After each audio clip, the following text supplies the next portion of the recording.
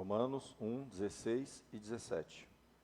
Pois não me envergonho do Evangelho, porque é o poder de Deus para a salvação de todo aquele que crê, primeiro do judeu e também do grego, visto que a justiça de Deus se revela no Evangelho, de fé em fé, como está escrito: o justo viverá por fé.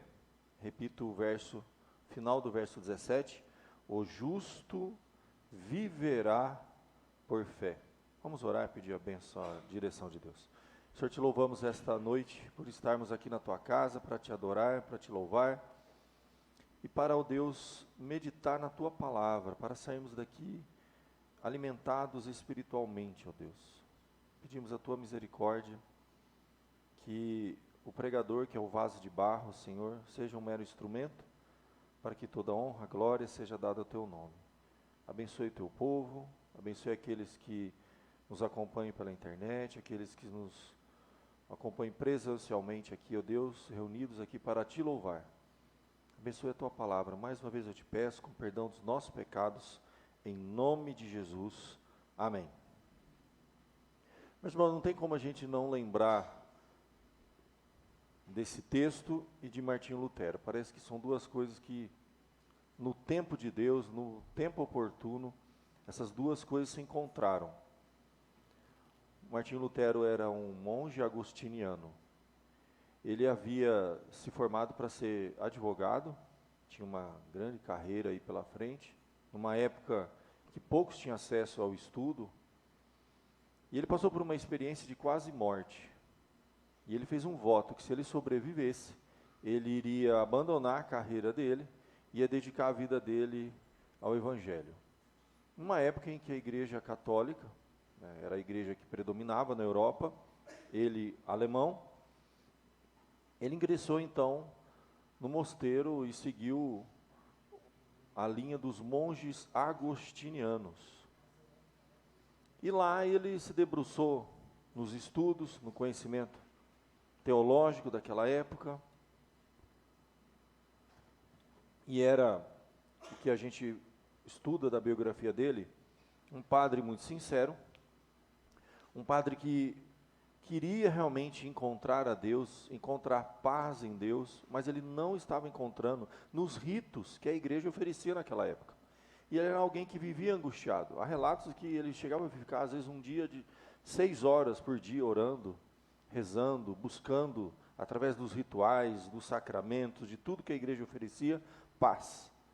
Até que entregaram para ele as Sagradas Escrituras, por incrível que pareça, uma época que lia-se muito pouco. E ele então começou a beber das Sagradas Escrituras e se debruçar nas Sagradas Escrituras, e foi justamente aqui na carta de Paulo aos Romanos, capítulo 1, verso de número 17, que ele encontrou paz. Ele buscava uma justificação através de punição, de boas obras, de sacrifício humano, como a maioria das religiões oferece hoje. O caminho da paz é um caminho de sacrifício, é um caminho de você fazer o bem para o próximo, de você buscar abnegação, você se doar, trabalho voluntário. Tudo isso faz parte da religiosidade e da espiritualidade. Mas esse não é o caminho que se encontra a paz. E ele então, lendo o texto sagrado, o relato biográfico diz que a experiência que ele teve é como se esse texto saltasse aos seus olhos. E o seu coração encontra paz pela primeira vez, como ele nunca tinha encontrado antes. E a partir dali, então, começa uma revolução dentro dele, e isso vai se espalhar. Martinho Lutero, então, monge, sincero, padre, começa então a pregar de uma forma diferente. A pregação dele começa a chamar a atenção. E ele começa a escrever de uma forma diferente. As pessoas vinham de longe para ouvir as suas pregações. Ele pregava de uma forma diferente, ele ensinava, ele escrevia de uma forma diferente. Nessa mesma época, a Igreja Católica estava construindo a hoje famosa catedral lá de São Pedro. E precisava de recursos para pagar a obra, toda aquela estrutura. E aí, então, eles começam uma campanha, vendendo indulgências em toda a Europa. Isso vai se espalhando por Roma, Itália, e chega na Alemanha. Quando vai chegar próximo ali da região que Martinho Lutero era responsável como líder daquele povo, ele escuta aquilo, lê aquilo, e fala, isso é um absurdo. E ele proíbe que venda na sua região. Só que as pessoas atravessavam a fronteira, um rio que tinha na sua região, e compravam tipo de um decreto, uma bula do Papa, que você pagava e você tinha então essa salvação da sua alma. E havia até um ditado, né, que é o soar das moedas no fundo do gasofilácio libertaria as almas do purgatório. Você não salvava apenas a sua alma, você poderia comprar e pagar pelas almas dos seus antepassados, seus avós, seus tios, seus parentes, todos eles. Então o pessoal deu muito dinheiro para salvar a alma de todo mundo, garantir a vida eterna, comprar um pedacinho no céu da família toda. Ele ficou indignado com isso. Isso deu muita confusão na época. Quando foram levantar um financeiro, né?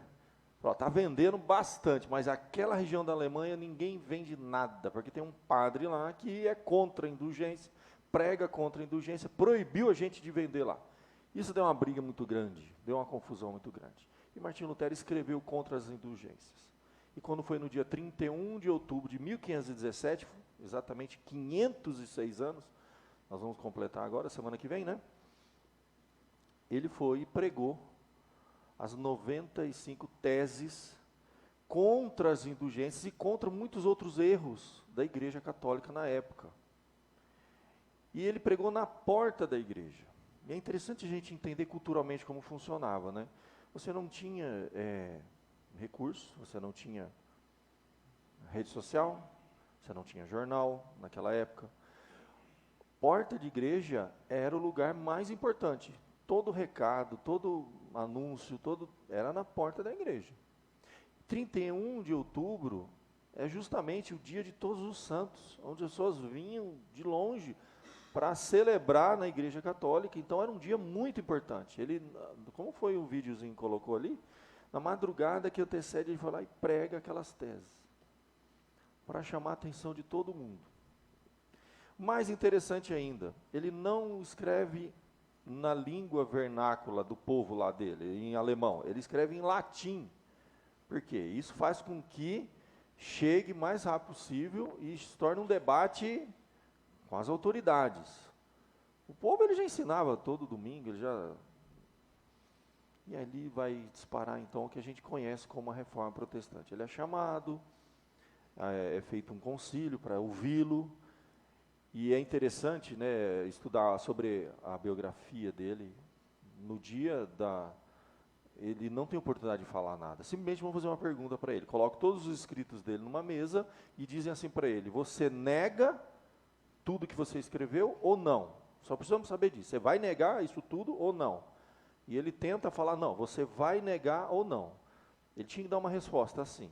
Não era para ele achou que ele iria debater, explicar, argumentar. Ninguém queria ouvir a verdade.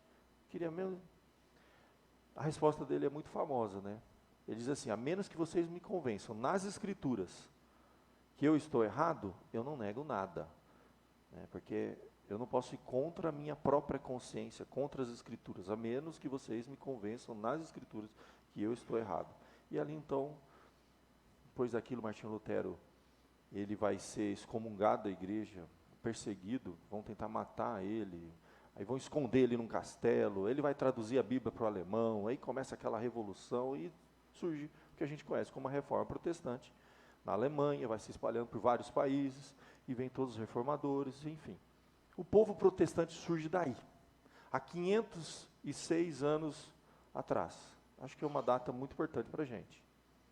Hoje você tem a Bíblia aí, na sua mão, no celular, em tudo quanto é língua, graças a gente que deu a vida por isso.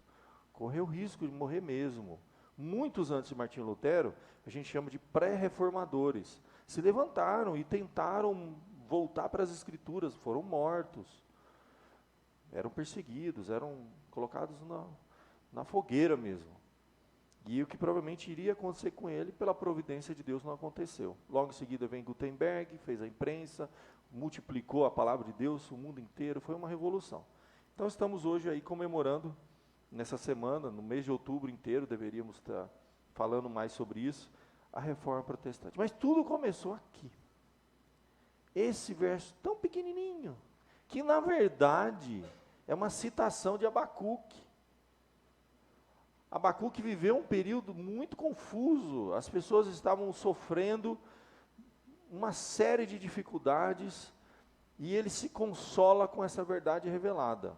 Muito tempo depois, o apóstolo Paulo escreve uma carta para os romanos. Ele fala nessa carta: eu não me envergonho do Evangelho. Por que ele não se envergonha do Evangelho? Mesmo o Evangelho sendo, naquela época, motivo do quê? Quem seguiu o Evangelho? Tinha que ser escondido, era perseguido, era taxado de tudo que você pode imaginar, colocava sua vida em risco, e ele se colocava: não me envergonho, porque é o único que tem o poder de Deus para a salvação de todo que nele crê. No caso, tanto judeu como grego. O Evangelho, meu querido, é a revelação de Deus, é a salvação que estava escondida por muito tempo. Durante o período que a gente fala da início da era cristã até 1517, gente, são quase 15 séculos, em que ele foi sendo ofuscado pela igreja por erros doutrinários, por uma série de práticas, de rituais, e foi se apagando, a ponto de a igreja não ter mais a verdade. E precisar de um padre lá, lendo a Bíblia sozinho, descobre: nossa, aqui ó, o justo viverá pela fé. E eu não tenho dúvida, quando a gente olha para o mundo evangélico nos dias de hoje, eu não tenho dúvida que a gente precisa de uma nova reforma protestante. E o conceito da reforma é assim: sempre reformando. É uma coisa constante, a gente tem que estar constantemente voltando para as Escrituras, revendo as nossas práticas, nossas crenças, os nossos conceitos, as nossas ideias, se elas estão batendo com as Escrituras ou não. Porque é uma tendência da gente se afastar. Naturalmente a gente vai se afastando cada vez mais. Nós mesmos, a gente vai afrouxando a nossa fé, a gente vai se afastando, vai bebendo outras filosofias, outras ideias, outras doutrinas, heresias entram na nossa vida, a gente não percebe. Temos que estar constantemente voltando. Aonde está a nossa paz? Muitas vezes a gente precisa de paz, e aonde a gente está encontrando paz? Nós, no mundo moderno, e hoje a gente encontra paz quando a gente adquirir uma certa estabilidade financeira, um bom emprego, um bom trabalho. Quando nossos exames médicos estiverem tudo perfeitinho, saúde 100%, aí a gente está em paz. Mas o mundo não é assim, o mundo é instável, o mundo é incerto, o mundo é inseguro. A nossa paz é tirada constantemente. A nossa paz não pode estar nas circunstâncias. Assim como quando Martinho Lutero se debruça e lê: o justo viverá por fé, e ele compreende o significado profundo dessa expressão, e ele encontra paz no coração. Não somos nós, a salvação não depende de nós. A primeira coisa que Paulo fala aqui é o poder de Deus, é a palavra dínamos, é a capacidade que Deus tem de salvar o homem. Nós estávamos perdidos espiritualmente, mortos espiritualmente, desligados de Deus, cada um seguia pelo seu próprio caminho, e Deus envia seu Filho para morrer, para pagar. É algo que eu não tenho poder, é dom, é presente de Deus, é abrangente, é para todos. O Evangelho sim é para todos. A gente pode dizer: não, serão todos que vão aceitar? A gente sabe que não. Mas para quem é o Evangelho? Para quem deve ser pregado o Evangelho? Isso tenha certeza. O Evangelho deve ser pregado para todos, indistintamente, de qualquer raça, credo, cor, o que você imaginar, gênero. O Evangelho tem que ser pregado para todos. É impressionante como ele coloca esse destaque: salvação de todo aquele que crê. E quem crê, se não ouvir, como ouvirão se não há quem pregue? Foi dito para Isaías. Então o Evangelho é aquele que o Evangelho deve ser espalhado por todo mundo, pela igreja, para que todos ouçam, tanto o judeu como o grego, que era uma disputa que havia na época. O judeu É o primeiro a ouvir. Claro, Jesus é judeu, o evangelho surge lá, espalha de Jerusalém, Judéia e Samaria até os confins do mundo. Primeiramente do judeu. Os judeus foram os primeiros a ouvir. Eles ouviram o evangelho, viram Jesus, testemunharam tudo. A salvação deles também depende do evangelho. Mas depois o evangelho avança. Quando ele coloca o grego aqui, simbolizando todos aqueles que não são judeus, como a gente chama de gentios hoje. Na Bíblia fala muito dos gentios. Justamente Paulo, que é o apóstolo dos gentios, aquele que entendeu que o evangelho não era só para os judeus. Havia naquela época essa disputa, essa questão, que o evangelho fosse restrito aos judeus. A igreja cristã estava se dividindo, eram os cristãos judeus de um lado e os cristãos gentios do outro. O apóstolo Paulo foi usado por Deus para quebrar essa barreira, para mostrar que o evangelho nos une, que não há diferença. No momento que nós cremos, nos tornamos iguais em Cristo. Chega a dizer que não há homem, mulher, escravo, liberto, todos se tornam iguais. O evangelho é o único que tem poder, não existe nada mais democrático e que iguala a humanidade. Todos os homens, mulheres, crianças, adolescentes, se tornam idênticos, iguais, não tem diferença para Deus. Não há, em um mundo que havia castas, separado por uma série de coisas. E o mundo de hoje também, a gente separa, a gente divide, a gente é cheio de preconceitos, a gente isola pessoas, grupos, cada um dentro da sua panela. O evangelho vem para derrubar isso. Ele vem para mostrar que todos somos iguais, todos precisamos desse poder salvador do evangelho, para todo que nele crê, tanto judeu como grego. E como que isso acontece? A justiça de Deus se revela no evangelho. Aí a gente entende o significado mais profundo, gente. O que é salvação? Você ser declarado justo. Quando Deus olha para você, isso tem que trazer paz para você. Não tem nada que você possa fazer, já falei isso várias vezes no público, tem que repetir sempre. Não há nada que você possa fazer para Deus te amar mais ou Deus te amar menos. O amor de Deus, a salvação é incondicional. Deus decidiu, como diz aqui, justificar. Quando Jesus morre na cruz e diz, está consumado, isso é a essência do evangelho. Romanos 5, está lá claro, um pouquinho para frente. Quando o apóstolo Paulo vai falar de justiça, ele fala, justificados, pois, mediante a fé, temos paz. Essa paz que o mundo procura, que toda religião prega. Você vai nas religiões orientais, eles pregam a paz. Você vai em qualquer seita que você vê, é paz.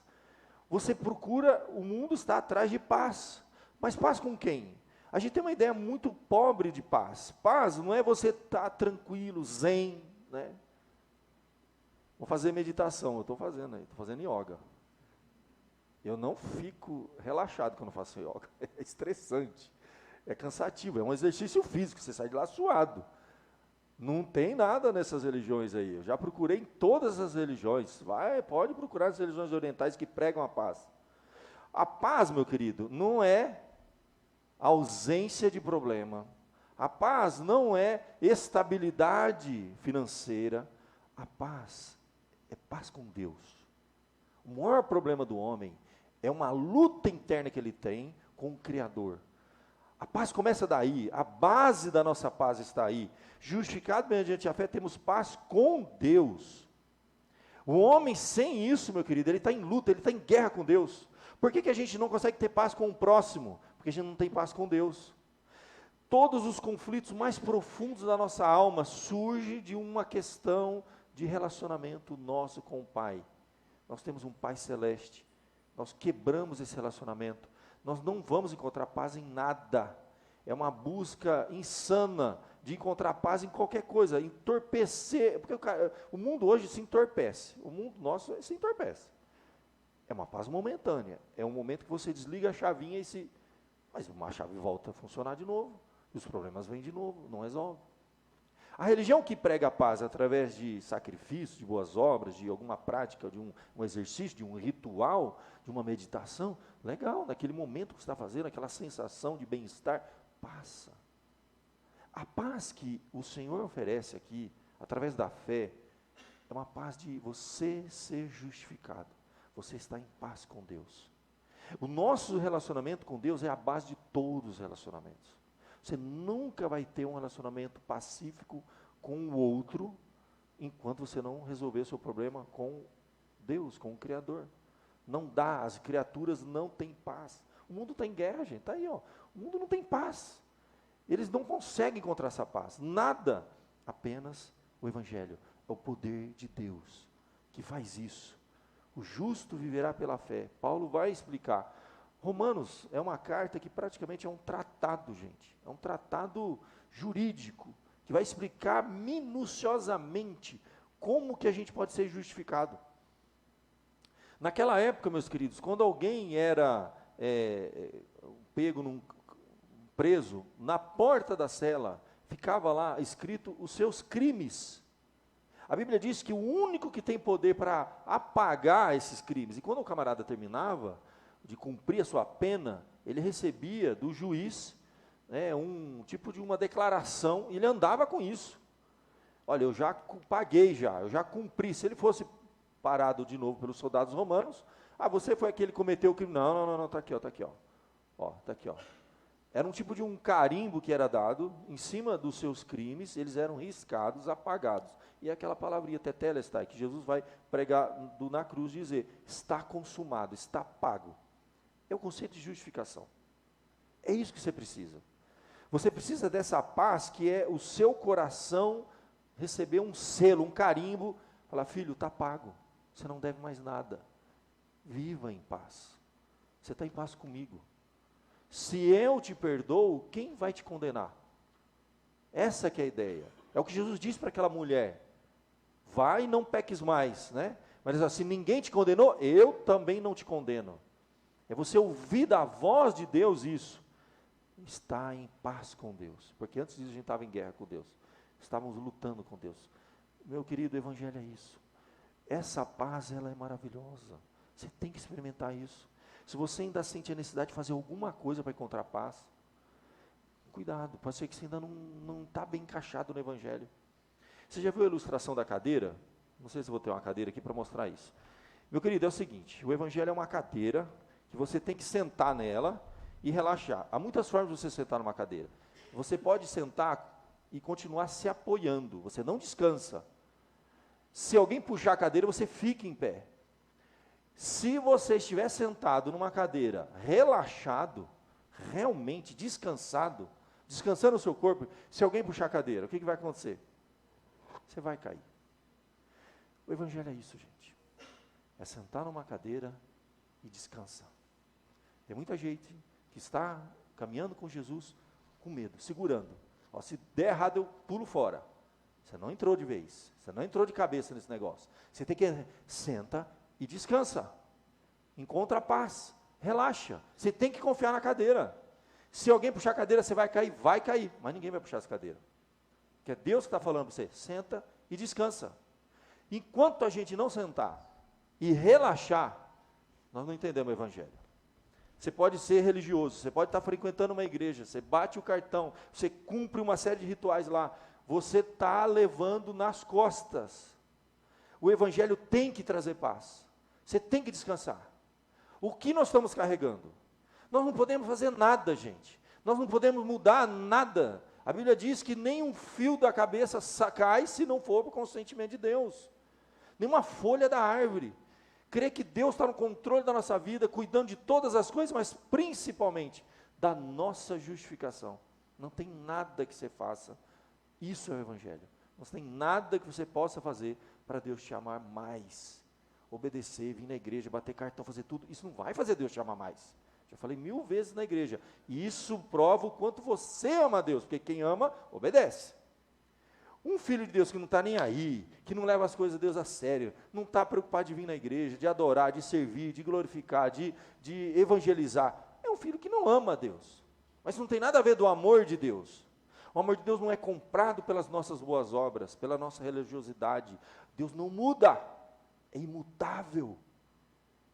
Essa paz, ela é fora de nós. É uma coisa que Deus fez com o Filho dele, e a gente não tem nada a ver com isso. Foi Ele que fez. Está aqui, olha, justificado mediante a fé, temos paz com Deus. É praticamente uma explicação do que Paulo fala no primeiro capítulo.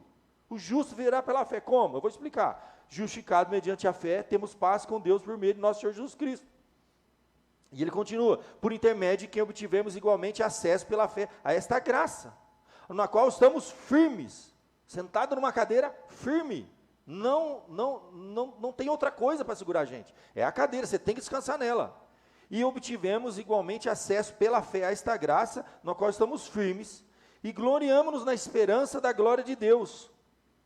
A vida cristã é isso, é sentar numa cadeira e descansa, entrega. É entrega, gente. É confiança, é fé. Isso é fé. É fé no quê? Todo mundo crê que Deus existe. Ateu mesmo de verdade, olha, é raro, certo? Até o camarada tiver na hora do vamos ver mesmo, ai Jesus, né? Ele apela. Agora ateu mesmo é raro. Agora eu vou falar, todo mundo crê. A Bíblia diz que até os demônios creem e estremecem. Fé é fé na obra de Cristo. É crer que o que Cristo fez foi completo, foi pleno. Isso é fé. É fé no quê? Fé na obra. Fé em Cristo, no que Jesus já fez por mim e por você. É descansar nisso, é confiar nele totalmente. Mediante a fé, temos paz com Deus por meio de nosso Senhor Jesus. Por intermédio de quem obtivemos acesso, pela fé, a esta graça, no qual estamos firmes. É isso o Evangelho, gente. Justificado mediante a fé, temos paz com Deus. E ele vai usar praticamente a carta inteira. A carta de Paulo até o capítulo 12, são as misericórdias de Deus sendo detalhadas. Justificação, perdão, adoção, as coisas mais importantes da nossa vida cristã. Estão aqui na carta dos Romanos até o capítulo 12. Porque do capítulo 12 em diante, é você praticar isso. Rogo-vos, pois, pelas misericórdias de Deus, que apresentei o vosso corpo como sacrifício santo e agradável a Deus.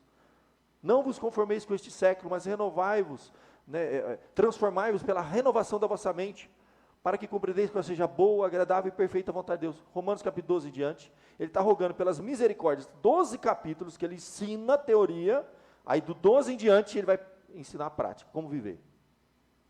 Rogo-vos pelas misericórdias de Deus, que eu ensinei em 12 capítulos atrás, que apresente vosso corpo como sacrifício santo e agradável. Não vos conforme com esse mundo, mas transformai-vos pela renovação da mente, metanoia, de dentro para fora, para compreender qual seja a boa, agradável e perfeita vontade de Deus. Aí você vai viver o Evangelho. Mas você precisa primeiro entender o Evangelho. Você precisa descansar. Aí você vive o Evangelho. O que acontece com 99% das religiões? Eles invertem. Você vai ter que praticar um monte de coisa, aí começa do capítulo 12 para trás, né? Ao contrário, você vai ter que praticar algumas coisas para se justificar, para ter paz. Isso é a religião, pura e simples, que está por aí. Toda religião que você tem que fazer alguma coisa.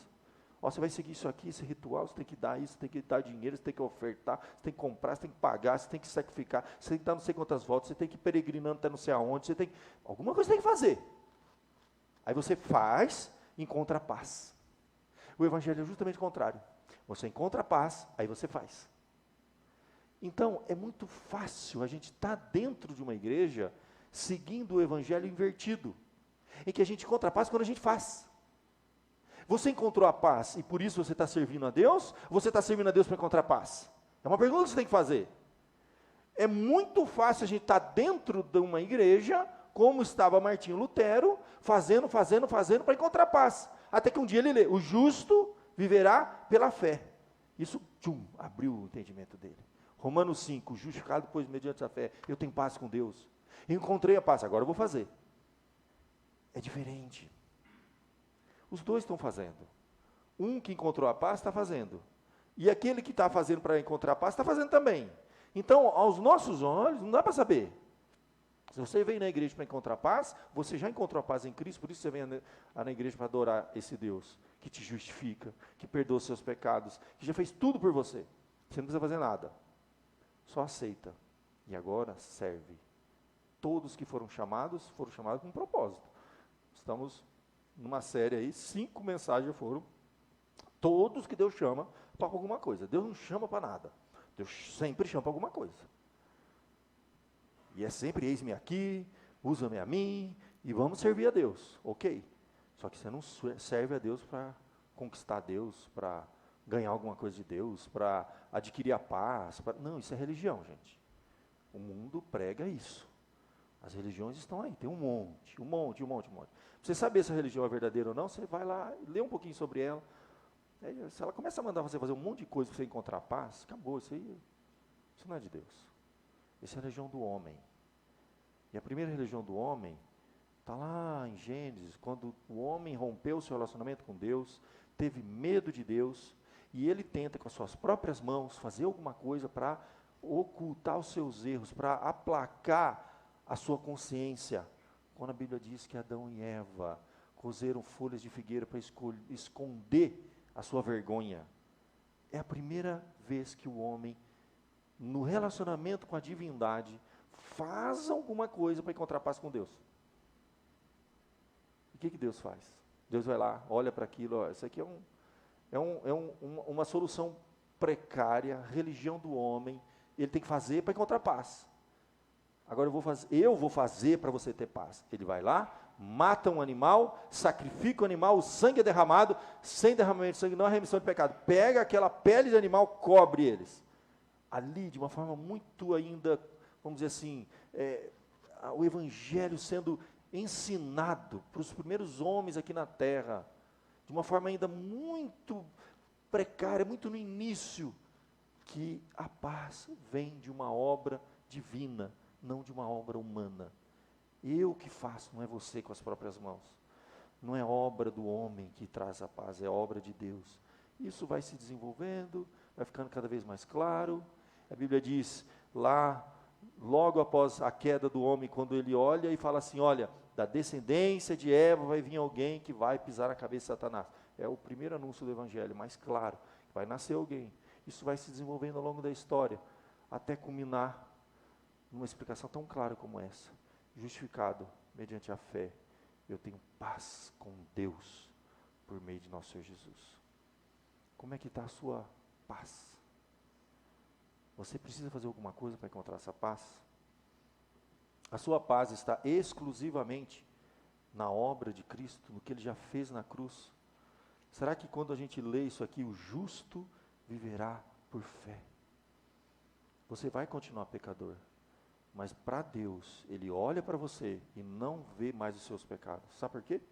Porque Ele coloca Cristo na frente. É como se fosse uma lupa, um filtro. Hoje é muito bonito o filtro, né? A gente põe lá no Instagram, você posta no Instagram cheio de ruga, aí você põe um filtro lá que fica assim 20 anos mais jovem, né? Maravilhoso. Deixa eu falar uma coisa para você, Jesus olha para você, Deus olha para você, você é lindo, você é perfeito, você é completo, porque Cristo te completa, Cristo te justifica. Jesus é o nosso filtro. Se Deus olhasse para nós, sem esse filtro, nós seríamos o quê? Provavelmente fulminados. Nós somos muito pecadores, gente. A gente não tem ideia. A gente não tem ideia. Não tem nada em nós que agrade a Deus. Nada. As nossas obras sem Cristo, a Bíblia diz que elas são mortas. As religiões ensinam os homens a fazer. Gente, não vai chegar a nada lá. Tem gente que dá a vida, morre pela sua religião. Não tem? Com promessa que vai ter um harém lá no céu. Você já viu essa história, né?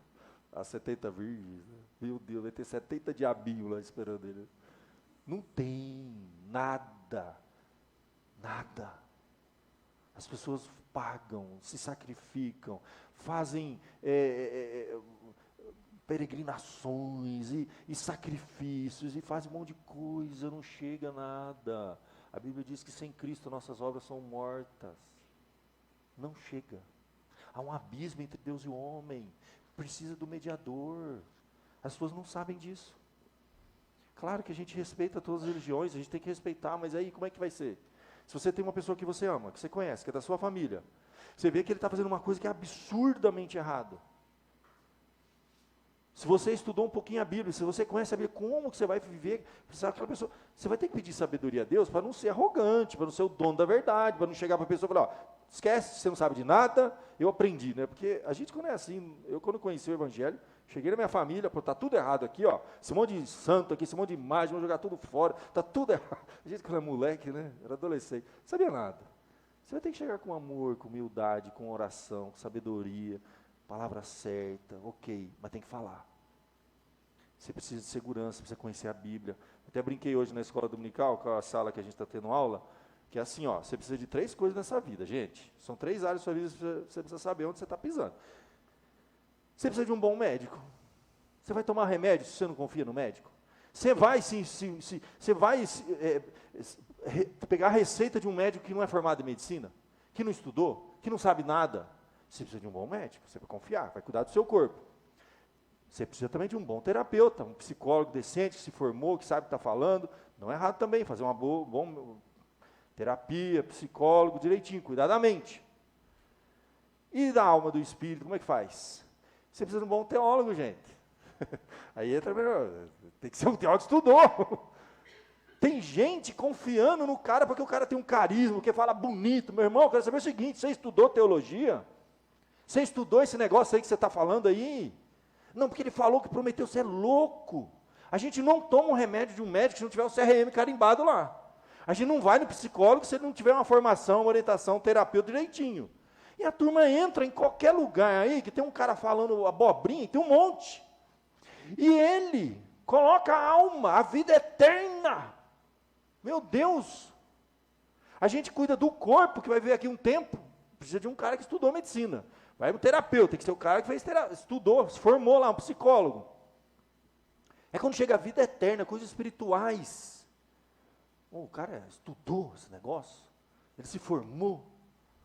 Por que a gente, até postei esses dias, né, porque eu completei 18 anos, foram 10 anos para me formar, tive que estudar o hebraico, o texto do Antigo Testamento no hebraico, o novo no grego, tive que estudar, tive amigo meu que não conseguiu, que já era um senhor, já era uma certa idade, ele não conseguia aprender língua, foi reprovado, não é pastor, porque não conseguiu passar na matéria de grego. Não forma, a igreja brasileira não brinca com isso. O cara ficou, reprovou, desistiu. Não foi, não é pastor. Até hoje encontro com ele, sei onde ele está trabalhando, serve na igreja, é uma benção, mas não é pastor. Tem que se formar. Hoje as pessoas não confiam. É por isso que está essa bagunça que se diz evangelho no Brasil. Você vai ver, não tem formação. Os caras não são formados em teologia. Mas para ir no médico, a gente quer o CRM. O terapeuta quer ver se o cara é formado direitinho. E aí a palavra? Tem que formar, tem que estudar. É sério, para o cara chegar a dizer, meu irmão, a salvação é isso. É vida eterna, gente. Nossa vida depende disso, é eterna. Se eu fechar meus olhos aqui, claro que eu vou testificar, eu vou ler a Bíblia, eu vou querer aprender, mas você vai ali, ó, você vai confirmando o negócio, esse cara sabe o que está falando aqui. Isso é muito sério, gente. Então, igrejas bonitas, tem um monte por aí, cultos cheios, tem um monte por aí. O negócio é o seguinte, você vai ver, o cara não é nem formado em teologia, mano. E a turma lá. O evangelho coach, evangelho da prosperidade, evangelho não sei do que, evangelho não sei do que. Agora, o evangelho da paz, que diz, o justo viverá por fé. Meu irmão, confiar minha alma, minha vida é eterna. Eu te digo, é isso, gente. O justo viverá por fé. É para confiar na palavra. Isso foi estudado, gente se debruçou aqui há 5 séculos da reforma para cá, né? 5 séculos, gente séria. É isso, gente. O texto está dizendo exatamente isso. Está confirmado em outros textos. Deus já pagou. Você não tem que fazer nada. Você precisa experimentar isso. A justificação pela fé na obra de Cristo e ponto final. Você não precisa fazer nada. Nada, nada, nada, nada. Jesus já fez tudo. Isso é paz, gente. Descansa a sua alma. Entrega. Por isso que a gente lê lá, entrega o teu caminho ao Senhor, confia nele e o mais ele fará. Isso é o evangelho, gente. O evangelho é a paz que nós encontramos com o Pai. Porque se você continuar lendo aqui, depois do justo viverá pela fé, a primeira palavra que vem no verso 18, lê lá, abre aí, olha aí essa Bíblia. A ira de Deus se revela do céu. Existe um Deus irado. Existe um Deus justo, gente, que não está brincando, não. O inferno é uma realidade, muita gente vai para lá, e muita gente, a Bíblia diz que muita gente é enganada, vai enganada. A Bíblia diz que vai ter cego guiando outros cegos, está na Bíblia isso. Muita gente, frequentador de igreja, vai fechar os olhos nesse mundo e vai abrir no inferno, no fogo eterno. Muita gente vai chegar diante de Jesus, vai falar, Senhor, em teu nome, eu fiz, não, eu frequentei a igreja a vida toda, não, Jesus falou, eu não conheço, nem sei quem é você, não tem nada contigo, meu irmão, apartai-vos de mim, para o fogo eterno, separado para o diabo e seus anjos, está na Bíblia isso. A Bíblia diz que muitos são chamados, poucos escolhidos, larga a porta, você percebe como é sério esse negócio? Se eu não encontrei essa paz em Cristo, gente, eu corro um sério risco de estar buscando paz em alguma coisa que eu tenho que fazer. Isso anula o Evangelho. Muitos, a Bíblia diz, vão ter uma grande decepção ao fecharem os olhos nesse mundo e abrir os olhos na eternidade e não tem volta. A gente conhece a parábola do Lázaro, o rico e o Lázaro. Ali você vai ver dois casos. Ambos partem para a eternidade. E quando chega lá, meu irmão, um deles entra em desespero. Ele pede até para voltar, para falar para a família, para todo mundo. Não, é loucura, eu estava no caminho errado. E Jesus fala, não, existe um abismo aqui, meu irmão, não tem volta não. Não. E sabe o que Jesus vai dizer para ele? Eles já têm os profetas, é só a lei e os profetas. Sabe o que é isso? Era o Antigo Testamento que era pregado. Era divisão da Bíblia no Antigo Testamento. A lei, a Torá, profeta e salmos. A Bíblia era dividida nessas três partes. E quando Jesus diz para aquele homem assim, não, eles têm a lei e os profetas. Ele diz o seguinte, meu irmão, é o seguinte, o Evangelho está sendo pregado lá. Mas basicamente isso. A palavra está sendo pregada. A salvação vem pela pregação. A Bíblia diz que a fé vem pelo ouvir da palavra de Deus. Então, não tem outra coisa. Nem que se alguém vier dos mortos, dizer para a gente, olha, esse é o caminho. Não é assim que funciona. E Jesus disse, existe um abismo, você não volta, meu irmão. Muita gente parte enganado. E a Bíblia diz isso, gente. Muita gente vai se decepcionar. Muita gente vai querer voltar, fazer alguma coisa. Não tem mais volta. Fechou os olhos para esse mundo. Não tem volta. Acabou. Já era.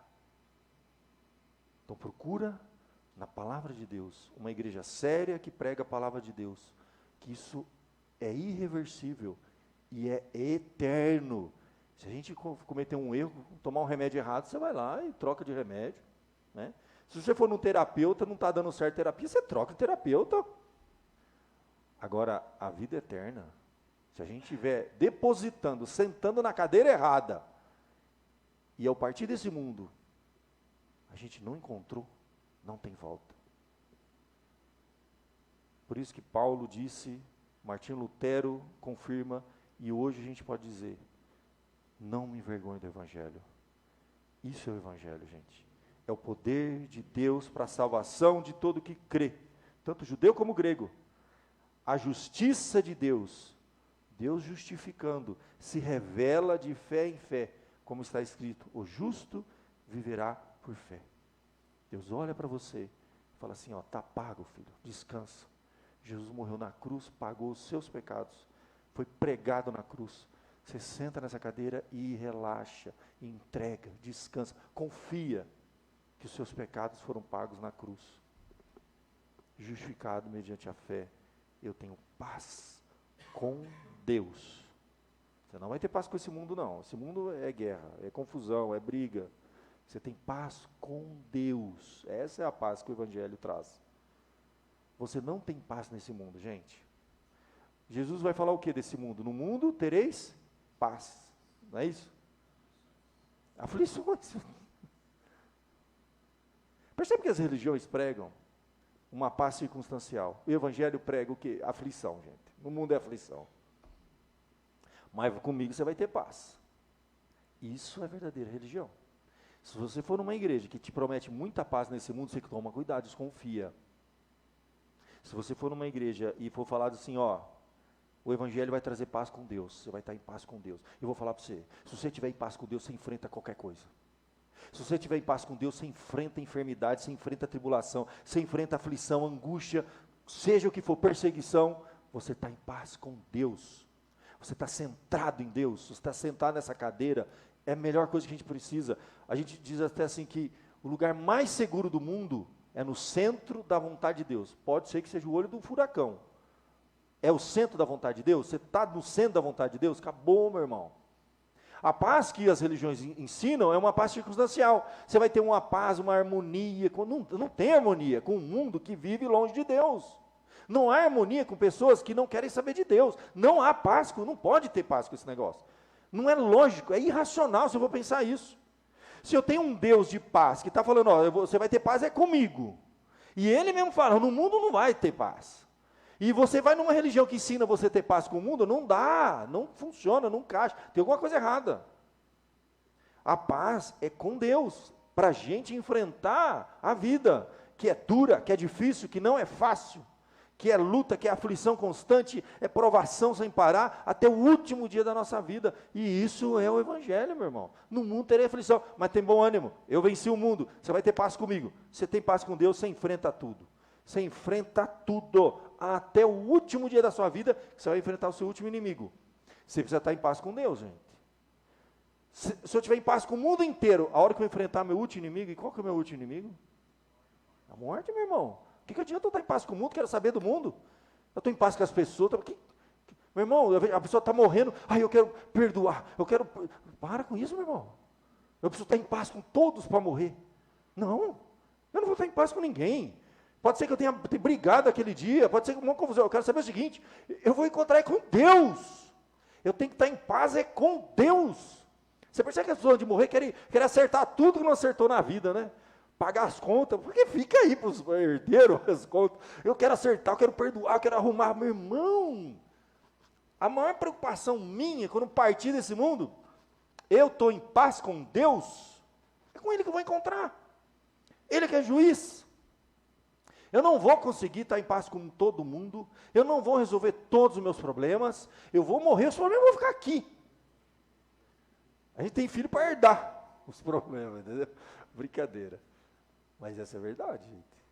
As pessoas ao partir do mundo querem acertar tudo, quer pôr em ordem tudo, acha que vai estar em paz com todo mundo. Não vai não, meu irmão, vai não. Você vai embora com gente brigada, mal resolvido, não vai dar tempo. Você não sabe, pode ser amanhã, pode ser assim, ó, tchau, já era. O negócio é o seguinte, você está em paz com Deus, aí sim, é uma preocupação. E eu quero partir desse mundo, eu quero estar em paz só com uma pessoa, única, que eu quero, faço questão, isso aí não é mão. Quero estar em paz com Deus. Fechar meus olhos e partir desse mundo em paz com Ele. E só tem uma coisa, segundo o que Paulo ensina aqui, o justo viverá pela fé. Aí lá na frente ele explica, como é que é esse negócio? Eu quero isso. Justificado, mediante a fé, tenho paz com Deus. Isso é o Evangelho. Você encontrou essa paz? Você crê que Jesus morreu na cruz pelos seus pecados? Você senta na cadeira e não fica se segurando, não, eu vou fazer. Não, meu irmão, relaxa. Está pago. Está quitado o negócio. Relaxa. Ele olha para você e diz, está pago. Justificado. Diante de Deus você é justo. Essa é a ideia. Feche seus olhos. Fala com Deus assim, Senhor, é o seguinte. Eu vou acertar, e quando depender de mim, quero ter paz com todos os homens. A Bíblia manda. Ok, depender de mim. Mas vou falar para você, não depende só de você. Às vezes a gente vai partir desse mundo sem estar em paz com todo mundo. A gente não vai resolver todos os nossos problemas. Tem problema que vai ficar aqui, tem problema na família, tem problema no trabalho, tem problema para resolver. Vai ter um monte de coisa que vai ficar aqui. Você não sabe nem qual hora que você vai. Mas uma coisa você tem que resolver. Você tem que sair desse mundo em paz com Deus. Acabou.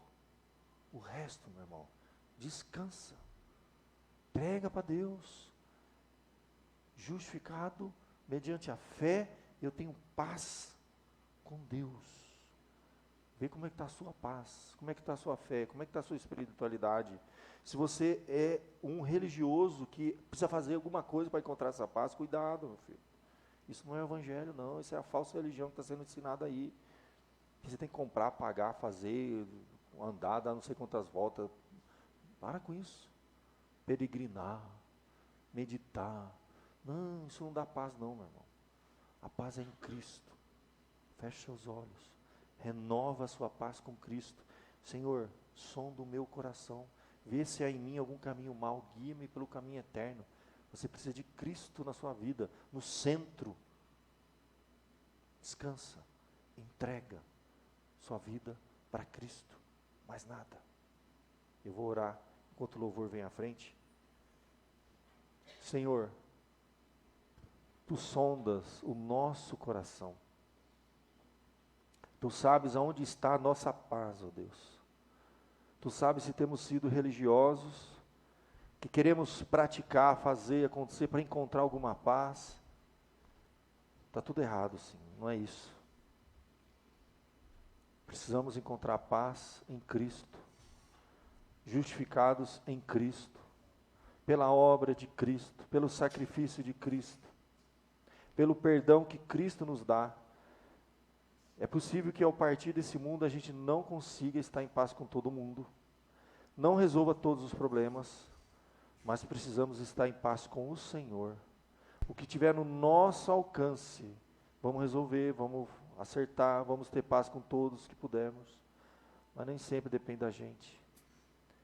E nós pedimos, ó Pai, a Tua misericórdia, que a gente consiga entender que a paz não é circunstancial. No mundo nós vamos ter aflição, luta, provação, mas em Cristo nós temos paz com Deus. Se estivermos em paz com o Senhor, perdoados, redimidos, reconciliados, estamos prontos para enfrentar o mundo, Senhor. Enfrentar todas as lutas, todas as provações que vierem, porque o Senhor é conosco. Se Deus é por nós, quem será contra nós? O Senhor nos fortalece, nos capacita, nos levanta, nos abençoa. Ajuda-nos a entender isso, ó Pai, de uma vez por todas. E parar de buscar, Senhor, paz na estabilidade que não existe, Senhor. A Tua palavra nos ensina constantemente isso. Não, se a vossa riqueza aumentar, não coloque nela o coração, nem na incerteza, Senhor, dessas riquezas. A prosperidade, da estabilidade, isso tudo é circunstancial. Podemos perder a qualquer momento, Pai. Nossa paz não está aí, nossa segurança não está aí. Nossa segurança está no Senhor. Ajuda-nos a entender, descansar e encontrar, ó Deus, essa justiça que vem de Cristo. O justo viverá pela fé, pela confiança na obra de Cristo, que justifica e nos dá essa paz com Deus, paz com o nosso Pai, no nosso relacionamento com Deus. Em nome de Jesus que oramos. Amém.